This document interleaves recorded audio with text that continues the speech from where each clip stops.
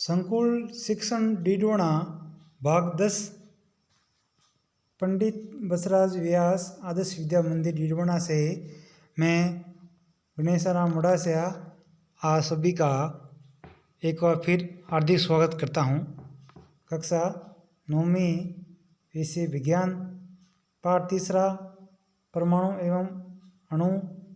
आज का जो अध्ययन बिंदु रहने वाला है, दो अध्ययन बिंदु है। पहला आणविक द्रव्यमान, दूसरा सूत्र इकाई द्रव्यमान। आणविक द्रव्यमान के बारे में पढ़ते हैं।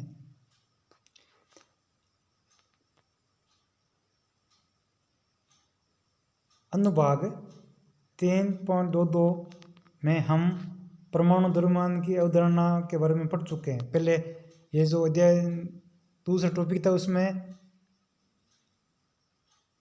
परमाणु द्रव्यमान के बारे में अपनी चर्चा की है। तो इस अवधारणा का विस्तार आणविक द्रव्यमानों का परिकलन करने के लिए किया जा सकता है। किसी पदार्थ का आणविक द्रव्यमान उसके सभी संगठन परमाणु के द्रव्यमानों का आपस में योग होता है। इस प्रकार यह अणु का एक सापेक्ष द्रव्यमान है जिसे परमाणु द्रव्यमान। अब परमाणु द्रव्यमान इकाई इसका प्रतीक ये हो गया U द्वारा इसको प्रदर्शित करते या लिखते हैं। आइए आणविक द्रव्यमान का एक उदाहरण देखते हैं। उदाहरण संख्या 3.1 का इसमें दो उदाहरण बताए। पहला है जल, जिसका रासायनिक सूत्र होता है H2O। यह हल्का जल होता है। तो जल H2O के सापेक्ष आणविक द्रव्यमान का परिकलन अपन को ज्ञात करना है। और इसका जो दूसरा है B, नाइट्रिक अम्ल, जिसका सूत्र रासायनिक सूत्र होता है SNO3 के आणविक द्रव्यमान का परिकलन ज्ञात करना है। दोनों को ज्ञात करना है। देखिए आगे इसको हल करते हैं।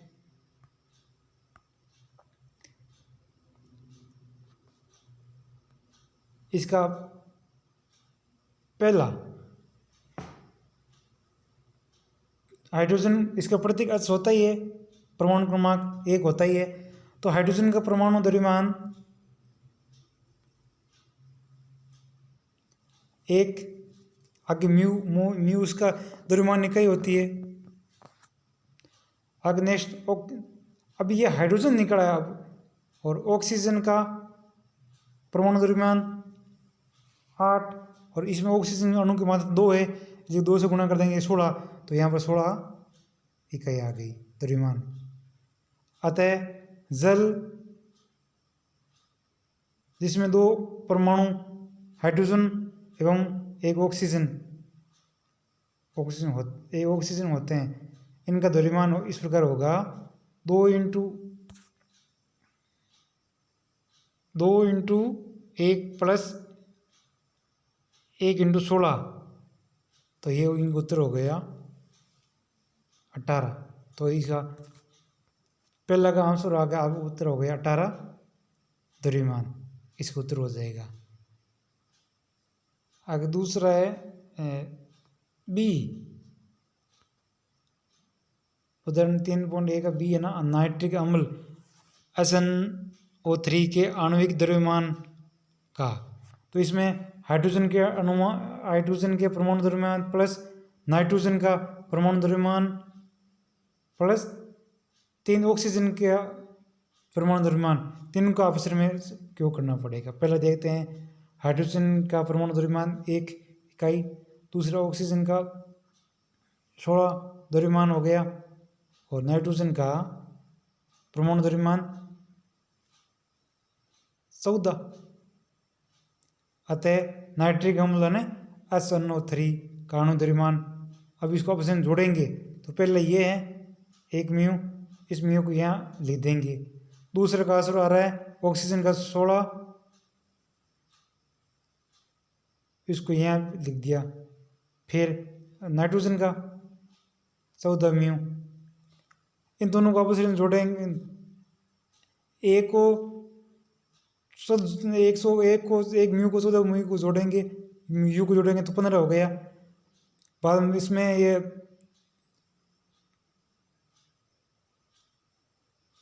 15 को 3 और जोड़ लो।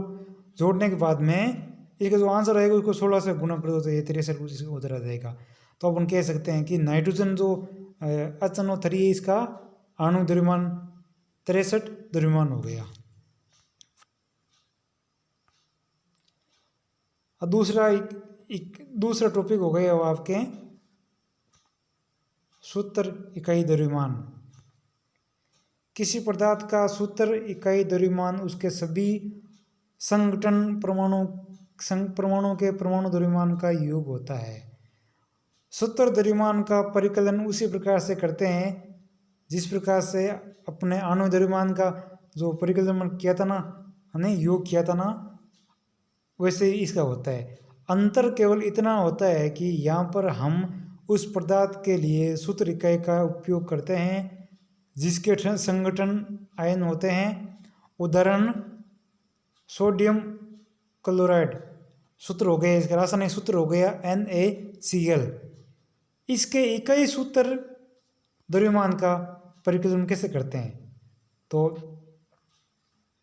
इस प्रकार करते हैं 1 × 23 द्रव्यमान प्लस 1 × 35.5 द्रव्यमान। तो इसको 23 को 1 से गुना करेंगे तो 23 हो गया। इधर इस A को 35.5 से गुना करेंगे तो ये 35.5 हो गया। अब इस 35.5 को और 23 को जोड़ेंगे तो ये हिसाब हो जाएगा 58.5 म्यू द्रव्यमान U। अब देखिए आगे नेक्स्ट उदाहरण और देखते हैं। कैल्शियम क्लोराइड जिसका सूत्र हो गया, रासायनिक सूत्र हो गए आपके हैं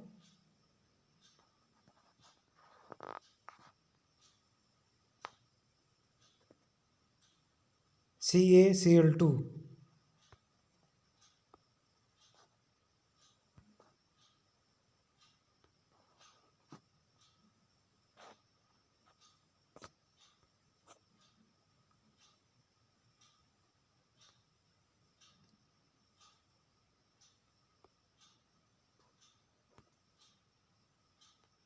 CaCl2 ये कैल्शियम क्लोराइड का रासायनिक सूत्र है।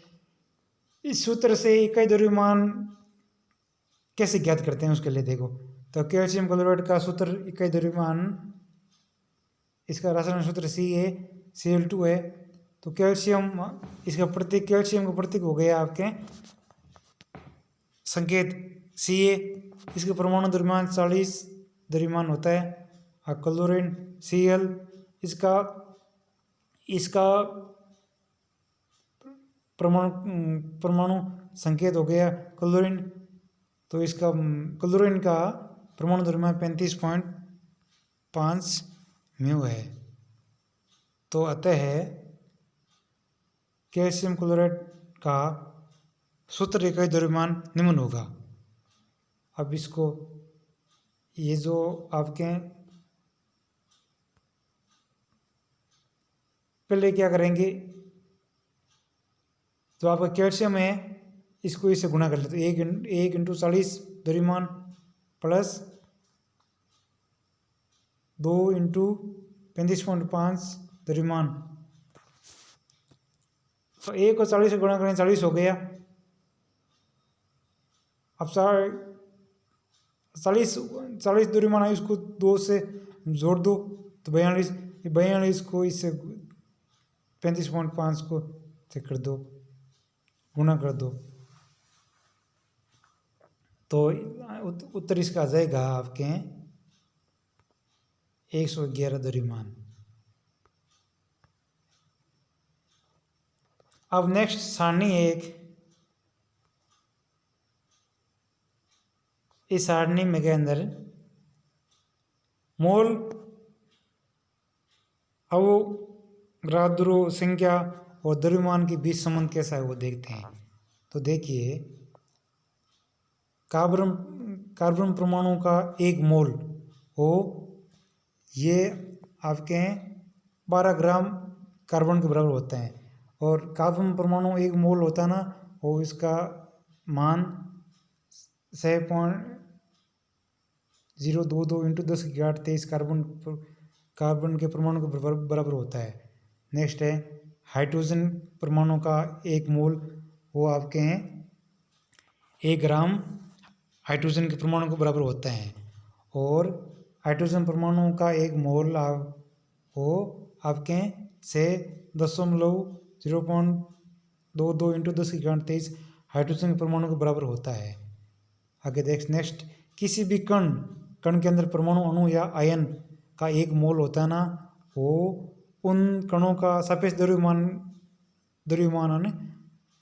ग्राम के बराबर होता है। और किसी भी कण का एक मोल, उसका मान 6.022 इंटू 10⁻23 उस कण की संख्या के बराबर होता है।